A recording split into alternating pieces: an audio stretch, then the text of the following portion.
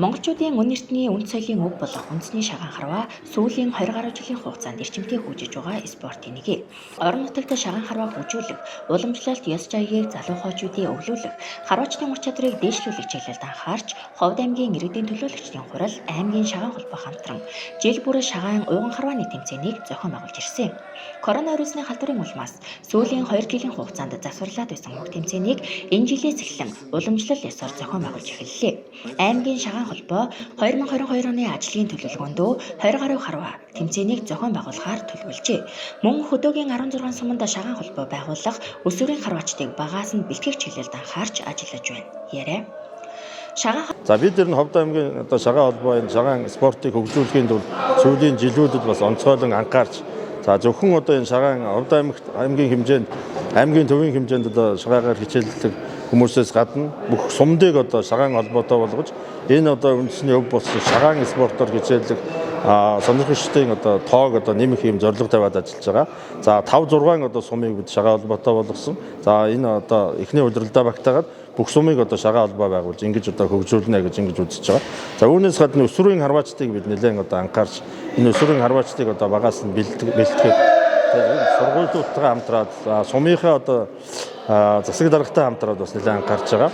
За жаргалын тухайлбал жаргалын сумын иргэдийн төсөл хурал засаг даргатай хамтраад жаргалын сумд ажиллаж амьдардаг суралцдаг сүрийн харваачдыг үе шаттайгаар сургалтанд хамруулах ийм бэлтгэл ажил хангагдаад явж байна.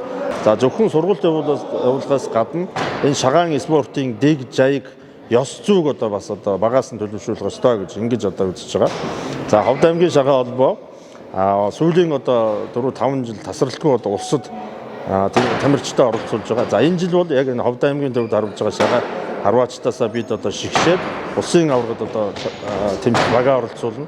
За үүнээс гадна бидний энэ жил хийх том ажил маань 8 сард буян тохиолын тойром хэмээх томоохон тэмцээнийг Ховд аймгийнхаа буян тохиолын хөвөн дээр зохион байгуулахаар ингэж төлөвлөж байгаа.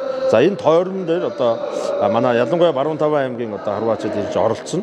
За энэ тойрон зохион байгуулснараа бид бусад аймагуд ямархуу төвшөнд шагааг хөгжиж байгаа. За бид тэндээс юу суралцах, харилцан туршлага судлах ийм боломж олдно гэж ингэж харж байгаа. Шагаан харваагаар тус аймгийн хэмжээнд 8-аас 80 насны 90 орчим хүн хичээллэж байна. Үүнээс Монгол улсын хүндэт харваач 9, аймгийн гоц мэргэн 25, аймгийн мэргэн 12 байдаг байна. Энэ удаагийн харваанд Монгол улсын хүндэт харваач Дорж Пүрэв, Бямбад орж, Эрдэнэхүү, Тэргүүтээ 6 багийн 60 гаруй харваач оролцож цэц мэргэнээ сорилоо. Шагаан 30 жил харуулж байгаа ахмад харваач байна. За сүүлийн үед манай энэ залуу харваачнууд бол сайхан өсөлт их олон баг бүрд сайхан харагддаг болсон байна. За тэгээд энэ шагаа сайхан Монгол өв соёл шагаагаа ингэж үе залбан сайхан авч улан цаашаа сайхан дэлгэрэнгүй сайхан болгож авч үе залбуулж сайхан үе тоглохыг л та бүдээсээ хүсэж байна. Энэ шагаан спортоор энэ жил хичээлээд энэ намраас эхлэх хичээлээ явж байна. Энэ шагаан спорт нь үндэсний бас том өв соёл учраас энэ шагаан спортоор хичээлж эхэлж байгаа. Энэ спорт нь болохоор төлөвшил, хүний сууд сурах олон талын үр ашигтай учраас би бас залуу үеэ төлөөлөн энэ спортод орж найз нөхдөйгөө уриалан цааш тус энэ шагаан спортыг улам өргөн дэлгэр болгохын төлөө бас энэ шагаан спортод орсон юм аа. Тэмцээний багийн харваанд эхний 3 байр, цуваа харваанд эхний 5 байрыг шалгаруулж шагнаж урамшууллаа. Мөн шагаан барилдааны шилдгийг шалгаруулсан юм. Энэхүү харваа нь харваачдын бэлтгэл сургуулилалтад дэмжлэг болсон чухал тэмцээн болсныг оролцогчид онцолж байлаа.